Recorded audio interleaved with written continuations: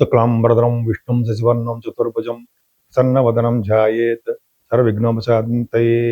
ఓం గం గణపతయే నమ. ఓం శ్రీ మాత్రే నమ. ఓం శ్రీ గురుభ్యో నమ. నేను మీ వాడ్రేవ్ ఆదినారాయణరావు, డాక్టర్ వాడ్రేవ్ ఆదినారాయణరావు, ఆది ఆస్ట్రాలజీ. ఇప్పుడు మనం 5th ఏప్రిల్ నుండి 11th ఏప్రిల్ వరకు కూడా ఈ వారం రోజులు గ్రహాల యొక్క ప్రభావం మన మీద ఎలా ఉంటుంది, 12 రాశుల వారి మీద కూడా ఎలా ఉంటుంది తెలుసుకుందాం. ముఖ్యంగా గ్రహాల యొక్క స్థితిగతులు ఏమిటి.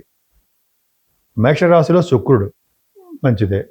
మంచిదే అంటే చతుర్నక్షత్రం ఉన్నాడు అనుకోండి. శుక్రుడు మేషరాశిలో, గురుడు మిథున రాశిలోను, కేతువు సింహరాశిలోను, బుధరాహువులు ఆల్మోస్ట్ కుంభరాశిలోను, శని కుజ రవులు మనకి మీనరాశిలో ఉన్నారు. 11వ తారీఖు నుంచి బుధుడు కూడా, రవి బుధుడు ఉంటారు. సరే, అది చెప్పుకుందాం. బుధుడు నీచులోకి వెళ్ళిపోతున్నాడు. సరే, అది పక్క పెడదాం. ఇప్పుడు మనం తులారాశి వారికి సంపూర్ణ గురుదృష్టి ఉండడం వలన ఎప్పుడు ఆరోగ్యవంతులుగాను, స్పీడ్గాను, తెలివిగా ఉంటూ చక్కటి దగ్గర ప్రాంత ప్రయాణాలు, దూర ప్రాంత ప్రయాణాలు చేసుకుంటూ చక్కగా ఆనందంగా మీరు ఉండడానికి అవకాశాలు ఉన్నాయి. కానీ 6, 7 తారీఖుల్లో ధన విషయంలో మీరు కొద్దిగా ఇబ్బంది పడవలసి వస్తూ ఉంటుంది.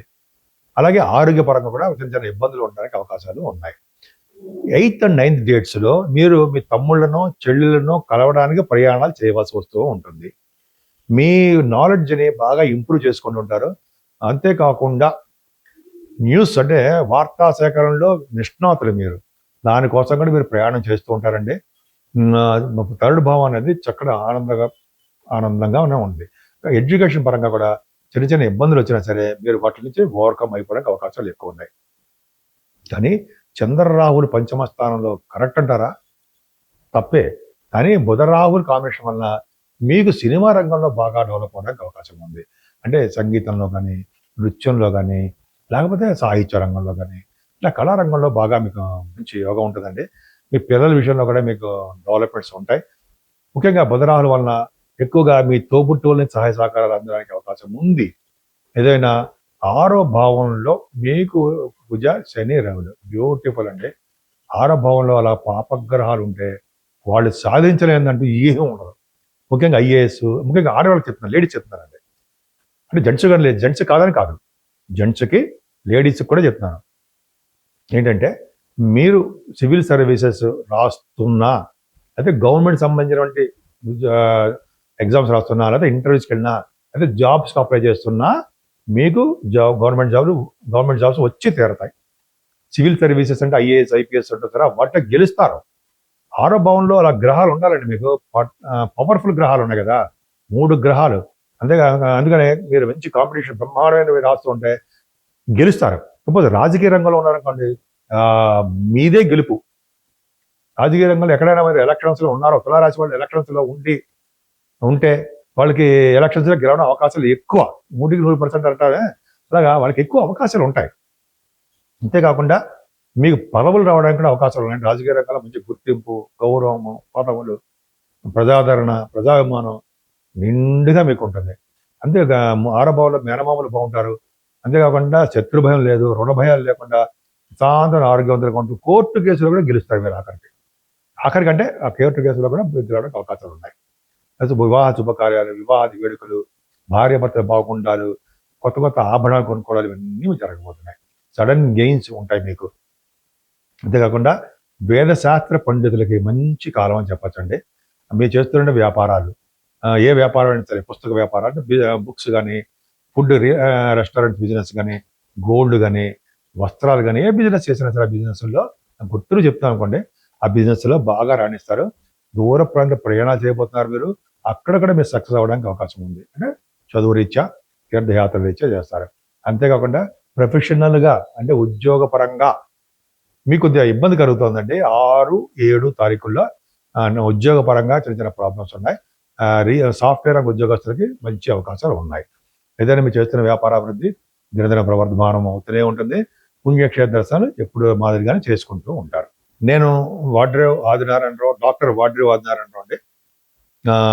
నేను ఆది ఆస్ట్రాలజీ మాట్లాడుతున్నాను. యూట్యూబ్లో అవన్నీ చేసేదే. ముఖ్యంగా నాకు 36 years ఆఫ్ ఎక్స్పీరియన్స్ కూడా ఉంది ఈ ఆస్ట్రాలజీలో. ప్రొఫెషనల్గా కాస్ట్ అకౌంటెంట్, దాంట్లో 34 ఇయర్స్ ఉన్నాను. కాస్ట్ అకౌంటెంట్ అంటే గవర్నమెంట్ ఆర్గనైజేషన్లో సీనియర్ అకౌంట్స్ ఆఫీసర్గా సింగరేణి కాస్ట్లో చేశాను. సరే, అది పక్క పెడదాం. మీ జాతకాలు చూపించుకోవాలనుకుంటే మీ date of birth, time of birth, place of birth ఉండాలండి. కింద స్క్రోల్ అవుతుంది, ఆ నెంబర్కి మీరు ఫోన్ చేయండి, అంటే వాట్సాప్లో మెసేజ్ పెట్టండి. తప్పకుండా నేను పరిష్కార మార్గాలు కూడా సూచిస్తూ ఉంటాను. అంతే కదండి, మీకు వాస్తు రీత్యా కూడా ఏమైనా డౌట్స్ ఉన్నా, తెలుసుకోవాలనుకున్నా మీరు నాకు మెసేజ్లు పెడుతూ ఉండండి. తప్పకుండా డౌట్స్ కూడా నేను క్లారిఫై చేసేస్తూ ఉంటాను. దాంట్లో కూడా ఎక్స్పీరియన్స్ ఉంది, అది లేకపోలేదు. వాస్తులో కూడా నేను చదివాను. మెయిన్ ఫోకస్ అంతా మనం దీని మీద ఆస్ట్రాలజీ మీద చేయడం, వాస్తులో కూడా ఉండడం జరిగింది. సో ఇది పక్క పెడదామండి. మనం 12 రాసుల వారు కూడా ముఖ్యంగా 3 గ్రహాలు ప్రభావం మన మీద చూపిస్తున్నాయి. శని, కుజ, రవులు. కొంతమందికి బాగుంటాయి, కొన్ని రాసుల వారికి బాగానే ఉన్నాయి. కానీ ఇవన్నీ కాలసర్ప దోషంలో బందీ అయిపోయి ఉన్నారు గ్రహాలన్నీ. అందుకని తీవ్రత ఎక్కువ పెరిగిపోతుంది. దానివల్ల ఏమవుతుంది, చెడు ఫలితాలు ఎక్కువ అయిపోతున్నాయి. యుద్ధాలు, రాష్ట్రాల మధ్యలో గొడవలు, రాజకీయ నాయకుల మధ్యలో గొడవలు, లేకపోతే మన ప్రజల మధ్యలో కూడా అవగాహన లేకపోవడాలు జరుగుతాయి. కేవలం రాహుకేతుల మధ్యలో ఉండిపోవడం వల్ల దీనే సవ్యకాల సర్పదోషం అంటారు. రాహు దగ్గర నుంచి కేతు వరకు కూడా గ్రహాలన్నీ ఉండిపోవడం వల్ల సవ్యకాల సర్పదోషం. అందుకనే మనం రాహుకేతులకు పూజ చేయించుకోవడము, అంతేకాకుండా వీరుంటే కాళహస్తిలో రాహుకేతులు పూజ చేయించుకోవడం వల్ల ఈ రాహుకేతుల యొక్క ప్రభావం తగ్గుతుంది. అంతేకాదండి, శని, కుజ, రవులు. రవి నమస్కార ప్రియుడు అండి, సూర్యభగవానుడు నమస్కార ప్రియుడు. ఆయనకి దండం పెట్టడం వల్ల నమస్కార ప్రియుడు కాబట్టి ఆరోగ్య ప్రదాత, ఐశ్వర్య ప్రదాత కూడా సూర్య భగవానుడే. ఆయనకి దండం పెట్టుకోవడం వల్ల, ఆయనకి ఎర్ర పుష్పాలతో పూజ చేయడం వల్ల, అష్టోత్తరాలు చదవడం వల్ల, ఆదిత్య వ్రతం చదవడం వల్ల కూడా రవి వలన వచ్చే దోషాలు చాలా వరకు సంపూర్ణంగా తగ్గిపోతాయి. సంపూర్ణమైన ఆరోగ్యవంతులుగా ఉండడానికి అవకాశాలు ఈ 12 రాసుల వరకు ఎక్కువ ఉంటాయి. అంతేకాదండి, ఈ శనీశ్వరుడికి మనం తైలాభిషేకం చేయించుకోవడము, లేకపోతే దేవాలయాలు, శని సంగనాపూర్ అటువంటి ఊరు వెళ్ళడము, తిరునల్లారు అదొకటి. అలా మనం అంత దూరం వెళ్ళాం అనుకోండి, వెళ్ళే వారికి చెప్తున్నాను, వెళ్ళనే వారికి మనం శనీశ్వరుడు మన ఊళ్ళలోనే చక్కగా స్వామివారికి అభిషేకం చేయించుకొని నూనెతోటి, అలాగే వెంకటేశ్వర స్వామి వారి దర్శనం చేసుకుని ఆయన దగ్గర కూడా అఖండ దీపారం చేయడం వల్ల కూడా శని వల్ల వచ్చే దోషాలు పోతాయి. చాలాసార్లు చెప్తున్నానండి ఇది. ఆంజనేయ స్వామి వారిని ఎప్పుడు వదలకూడదు. అసలు రోజు నేను ఎదురు చేసేవాడినండి, ఆంజనేయ స్వామి వారికి రోజు 11 సార్లు హనుమాన్ చాలీసా కానీ, అదే రోజుకు 3 సార్లు హనుమాన్ చాలీసా కానీ చదివిన తర్వాత ఆంజనేయ స్వామి వారి తోకకి బొట్లు పెడుతూ ఉంటాం. నాకు అలవాటు. కొంతమంది క్రిటిసైజ్ చేసినా తప్పలేదు, మనకు ఏం చేయలేం. అంటే గంధం రాసి బొట్టు పెడుతూ ఉంటాం. 41 రోజు కూడా అది సంపూర్ణంగా అయ్యేంత వరకు కూడా ఆంజనేయ స్వామి వారి తోక వైపు ఇలా చేయడం వల్ల, కుంకుమ పెట్టడం వల్ల బలం మనకు చేకూరుతుంది, ధైర్యం వస్తుంది, ఆత్మవిశ్వాసం పెరుగుతుంది. అసలు భయం అనేది లేకుండా, అనారోగ్య సమస్యలు మన దగ్గర రాకుండా ఆంజనేయ స్వామి వారు మనకు కాపాడుతూ ఉంటారు. అంతేకాకుండా ఉద్యోగం లేని వారికి కానీ, పెళ్ళిళ్ళు కాని వారికి కానీ, అది ఏ ఫీల్డ్లో ఉన్న ఆ ప్రభావం ఏమైనా ఉంటే వాటి నుంచి మనల్ని రక్షగా కాపాడేవారు ఆంజనేయ స్వామి వారు ఒక్కరే.